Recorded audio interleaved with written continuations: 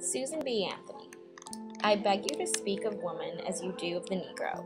Speak of her as a human being, as a citizen of the United States, as a half of the people in whose hands lies the destiny of this nation. Susan B. Anthony was born February 15, 1820, in Adams, Massachusetts. She was one of 7 children born to Daniel and Lucy Anthony. Daniel manufactured cotton and owned a cotton mill. Her family had a strong Quaker background, and in turn, Susan supported social reform. Daniel Anthony, who was the father of 5 girls and 2 boys, believed that all his daughters and sons needed to receive a good education. Following the Panic and Depression in 1837, Daniel Anthony declared bankruptcy, and he was forced to take Susan, along with her sibling Gualma, out of school.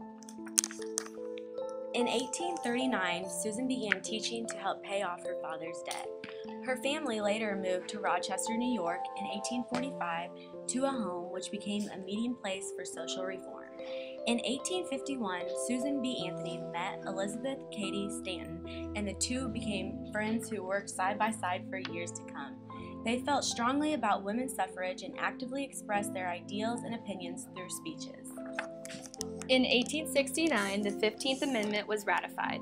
This amendment gave black men the right to vote, but not women. Susan and Elizabeth formed the National Women's Suffrage. In 1806, Susan B. Anthony died. She passed away before the 19th Amendment was ratified in 1920, which gave women the right to vote. Ratified on August 18, 1920, the 19th Amendment to the United States Constitution granted American women the right to vote, a right known as women's suffrage. At the time the United States was founded, its female citizens did not share all the same rights as men, including the right to vote.